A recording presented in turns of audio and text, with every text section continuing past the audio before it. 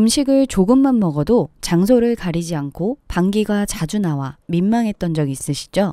우리 몸 항문에서 방귀가 방출되는 것은 너무나 자연스러운 일반적인 생리현상이지만 평소에 비해 방귀를 방출하는 횟수가 작거나 또 심하다면 정상적인 생활하는 데 있어 어려움이 생길 수 있기 때문에 방귀가 많이 나오는 이유를 꼭 알아보고 대처할 필요가 있는데요. 무슨 문제가 있나 하고 내시경 CT 검사 등을 해보면 대장에 가스가 많은 것 외에 특별한 이유가 없고 약을 처방받아도 복용하는 그때만 잠시 괜찮을 뿐 계속 나오는 방귀는 대체 왜 그런 걸까요? 방귀는 항문으로부터 방출된 가스체를 말하는 것으로 우리가 섭취한 음식물과 함께 입을 통해 유입된 공기가 장 내용물의 발효에 의해 생겨난 가스와 혼합된 것을 칭합니다. 이러한 방귀 성분은 질소를 비롯해 수소, 이산화탄소, 암모니아, 스카톨, 인돌, 황화수소 등이 있다고 알려져 있습니다.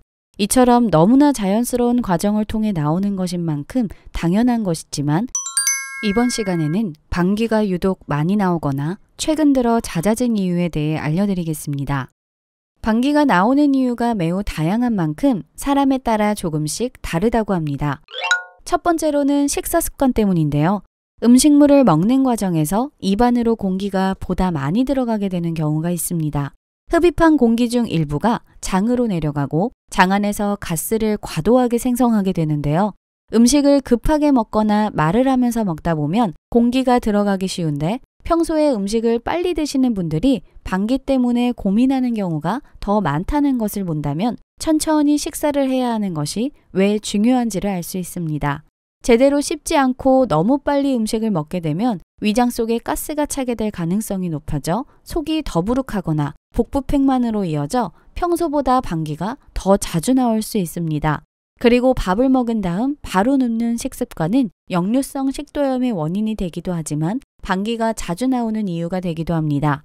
몸의 중력으로 음식물을 대장으로 천천히 내려보내는데 먹고 나서 바로 눕게 되면 정상적으로 음식물이 못 내려가 머물고 부패하여 방귀를 만들게 됩니다. 두 번째로는 과도한 식이섬유 섭취 때문입니다. 식이섬유는 기본적으로 대장 운동을 촉진하고 유익균의 먹이가 되어 장 건강을 개선하지만 그것이 과해지면 분해와 발효 과정에서 방귀가 많이 나오는 이유로 작용합니다. 이것이 나쁘다고 할 수는 없지만 필연적으로 미생물을 분해하고 그것을 발효시켜야 하기에 가스 생성량이 늘어나는 것입니다. 예를 들어 고구마를 너무 과하게 먹으면 장내가스가 금방 찰 수 있습니다.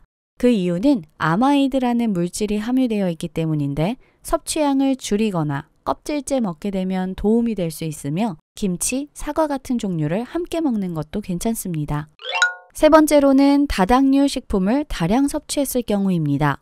전분류나 다당류 식품들은 일반적으로 소화가 빠르게 이루어지지 않아 가스가 다량 발생할 수밖에 없습니다. 대표적으로 밀가루 같은 식품을 자주 접했다면 이런 현상을 자주 느끼셨을 텐데요. 몸에 좋다 알려져 있지만 과일 역시 소화가 빠르진 않으므로 주의하여 섭취하시길 바랍니다. 네 번째로는 변비가 있는 분들입니다. 변비가 있으신 분들은 배변 활동을 원활하게 하지 못해 장 속에 음식물과 노폐물이 오랜 시간 머무르게 되어 분해와 발효를 거치면서 가스가 평소보다 다량으로 발생하게 됩니다. 또 변비는 장 건강이 좋지 못할 때 발생할 가능성이 높기 때문에 장내 균형이 깨졌다는 신호로 볼 수 있습니다.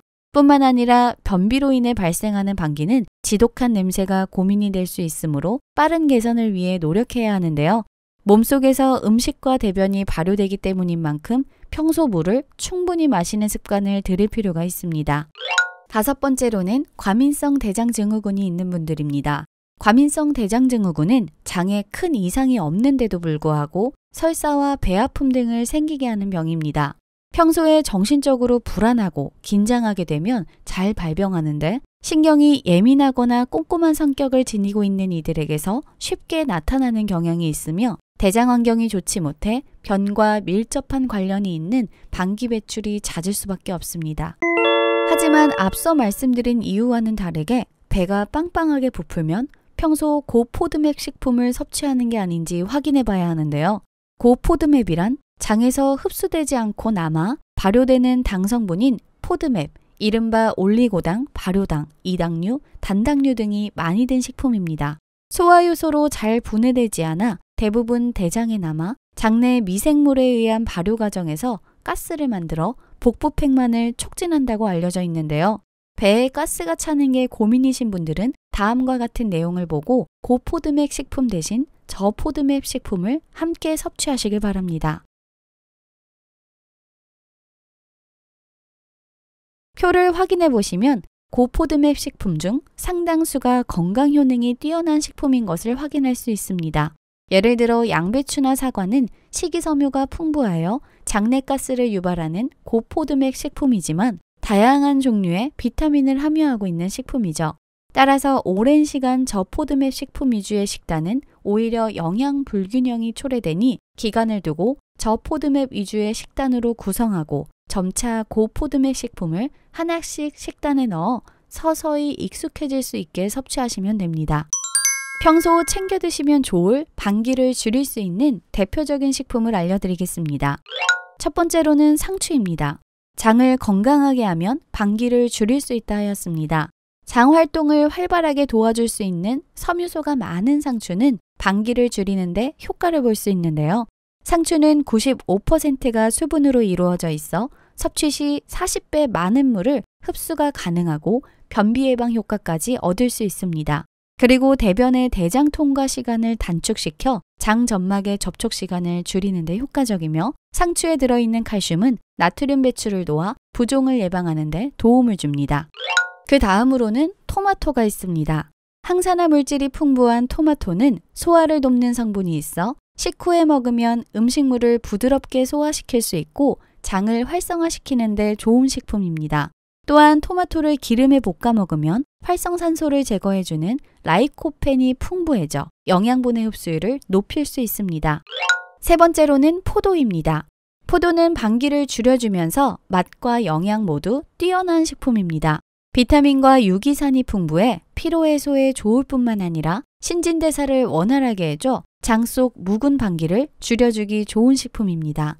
또한 포도는 천연 항산화제인 안토시아닌을 함유하고 있어 활성산소 생성을 억제해 항노화 작용도 있습니다.